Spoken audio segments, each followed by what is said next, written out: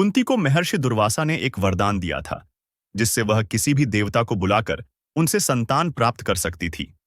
जिज्ञासावश कुंती ने सूर्य देव को आह्वान किया, जिससे एक तेजस्वी बालक उत्पन्न हुआ, जिसके शरीर पर स्वर्ण कवच और कुंडल थे।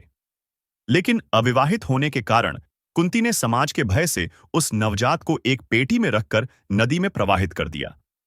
उस बालक को अधिरथ नामक सारथी और उसकी पत्नी राधा ने पाया और उसे अपना पुत्र बना लिया।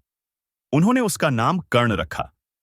बड़ा होकर कर्ण धनुर्विद्या सीखना चाहता था, लेकिन गुरु द्रोणाचार्य ने उसे सूत पुत्र कहकर शिक्षा देने से मना कर दिया।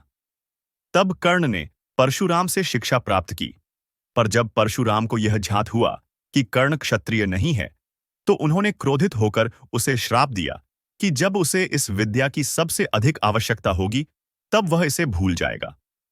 कर्ण की वीरता देखकर दुर्योधन ने उसे अंगदेश का राजा बना दिया और वह दुर्योधन का सच्चा मित्र बन गया। कर्ण दानवीर भी था। एक दिन इंद्र ने ब्राह्मण के रूप में आकर उससे उसका कवच और कुंडल मांग लिए और कर्ण ने उन्हें सहर्ष दान कर दिया। महाभारत युद्ध में कर्ण कौरवों की ओर से लड़ा।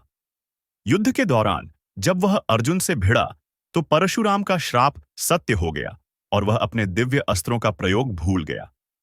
तभी उसका रथ कीचड़ में धंस गया और जब वह उसे निकालने के लिए नीचे उतरा, तब श्री कृष्ण के कहने पर अर्जुन ने बाण चलाकर उसका वध कर दिया।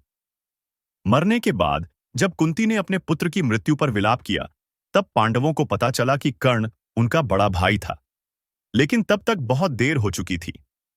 कर्ण अपने जीवन में हमेशा अपमान सहता रहा, पर उसने कभी भी अपनी निष्ठा, दानशीलता और मित्रता से समझौता नहीं किया। यही कारण है कि वह महाभारत के सबसे महान योद्धाओं में गिना जाता है।